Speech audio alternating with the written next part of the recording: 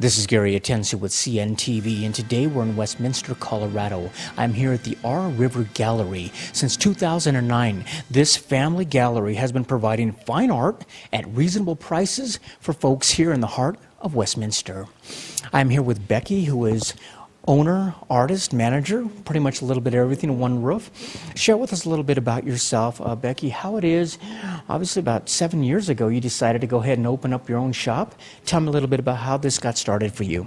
Okay, well, I've been an artist pretty much my whole life. I really started pursuing my art probably about 25 years ago, I would say. And I was exhibiting all over, like I belonged to the Colorado Watercolor Society, doing a lot of juried shows. I was taking my paintings all over to different locations to exhibit them. And I got involved in a co-op gallery in Lakewood. And I did that for about 15 years, so I kind of got a chance to see how a gallery works. And I just always wanted to have my own gallery. I just started thinking I could do this. And I kind of really like to have my own gallery. When the city of Westminster started looking at this area, this is like the old original historic part of Westminster, they started looking at this area as a possible art district. And when this became available, I just thought this was a perfect location, perfect building for what I wanted to do. So I went ahead and bought the building. I actually bought the building in 2008. It took about a year to get it all renovated. It was just a warehouse when I bought it. It's amazing what you've done with it. I mean, what amazes me is the fact that you not only have a gallery here, but you also have a studio in the back, so people are not only able to be inspired with art, but they're actually able to create art here as well. Was that something important for you? Yes it was, because I had been teaching. I was a teacher for 9 years, actually a public school teacher, before I had my family, and I enjoy teaching, and I had been teaching some art classes through like the recreation district and things like that. So I wanted to have a space where I could teach. I enjoy teaching. And I also bring in other artists to teach classes too. Right. Before we talk about some of the education that you provide here, let's first talk about the gallery a little bit. I mean, I look around, and what you've done is you've transformed a warehouse into a beautiful gallery that is able to showcase many pieces of work. It's from the outside, it doesn't look quite so big, but as you walk in here, I mean, I can see you've used pretty much every inch. Let's start off first of all with fine art. Tell me some of the fine art that you provide for here. I represent about 30 different local artists in this gallery. I mean, I am an artist myself, so a lot of the artwork is mine, but I do have some great Colorado artists. I have Cliff Austin's work, which you can see on the wall behind me. Lee Reedy is another local artist, Sherry Faribaugh. I have some photography in here. I also have my grandfather's work, which is something kind of unique. My grandfather, Merlin E. Nabnett, was a pinup artist in World War II, and I have some of his reproductions of some of the pinup work that he did. They're known as Merlin Girls. He also did ads for Miller Beer and Coca-Cola, and I have some reproductions of some of these ads. So I just have a big variety. A great variety I see everywhere. We're talking about not only fine art, we also see fine art in the way of photography. I've seen quite a few mediums here. We're talking about oils, pastels, and watercolors. It's a good collection of art. Are people amazed as they walk around and able to realize that so much to be taken in? Yeah, they are, especially when they see from the front. You just see the building is much bigger than it appears in the front. So people are very surprised when they come in and at the huge variety that I have here. Let me ask you, you had mentioned before fine art reproductions. Share with me, educate our viewers a little bit of somebody who doesn't understand what that is exactly, a reproduction. Okay, well, it's a print. It's a fine art print. Historically, they were lithograph prints.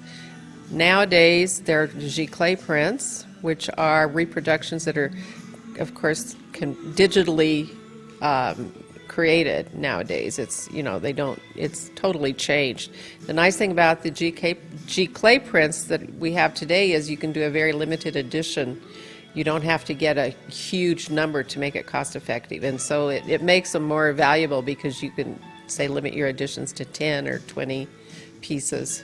For an artist who has actually been out there and understand what it's like to hit the streets with your work, you really have created a place where people are able to showcase their work, local artists. I mean, not only what's on the walls, but I also see pieces of pottery.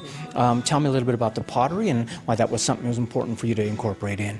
Yeah, I appreciate the three-dimensional art besides the the two-dimensional wall art, and people like pottery. They like functional pottery. I have a lot of really beautiful functional pottery. I've got about 7 different local artists that make the pottery.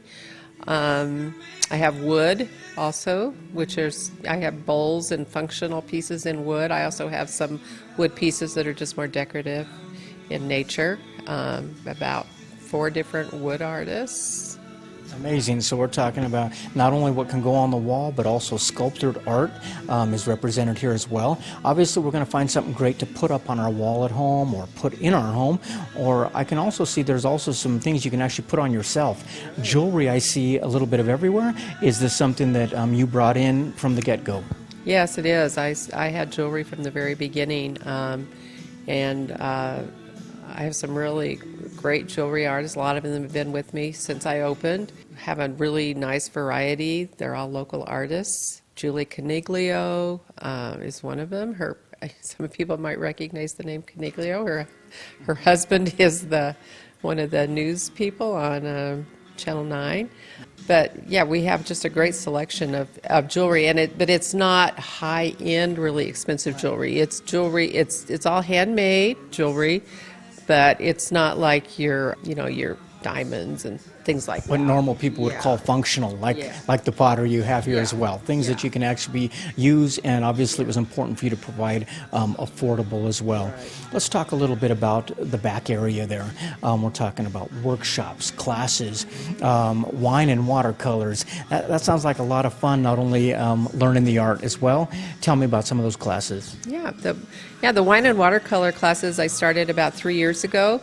And, I just decided to, you see the canvas and cocktails and these things going on all over. And I just thought, let's do watercolor and do wine and watercolor. I teach watercolor myself, and I've been doing it for a long time, so I really understand the medium. So they get their wine and all their supplies. It's $35. Everybody goes home with a finished painting. And people come in that have never painted before, and I'm absolutely amazed at how great they do. But, I take them through step by step, and everyone goes out with a great painting. It's really fun. It's a really fun evening. The classes are from 6 to 9, 3 hours long. We provide some snacks. What I like about art is the fact that you're not just buying something off of a shelf. This isn't just an item. This is really something that someone has put hours of work into. Blood, sweat, tears, and inspiration you're really buying, and it's a way to not only that, but support local artists and support small business. Is that something that's important to you? Yes, it is. It is. I feel like there's so many really great local artists, and it's hard for them to find a place where they can sell their artwork. I mean, my philosophy with my gallery is I'm not trying to be a high-end, really expensive gallery. I'm trying to be a gallery where people can come in and they can get a piece of original art for less than $200, framed, ready to hang on the wall. And so that's what makes this gallery kind of, pretty unique. A gallery, basically a workshop. It's even basically an event center. This is a place that people could actually rent out the entire spot. Tell me about the rental program. Okay, well, the gallery is available to be rented for special events. My screens that I have in the middle of the gallery are on wheels, so they can be rolled out of the way. It opens up the whole space. I also have a big outdoor venue area. I have a sculpture garden. We do weddings back there. We do cocktail parties. We do birthday parties. I've done baby showers, wedding showers, just all different campaign events, all different kinds of events here, and it works really well. Most of the weddings have been outside, and we can go up to like 150 people in the backyard. So Wow, that is amazing. I mean, like you say, the gallery's open year-round. I imagine it's beautiful out there in the summertime. Spring's right around the corner. I would imagine it's probably you've done quite a bit in a short period of time. Does it seem like time really flew compared to when you opened the doors up?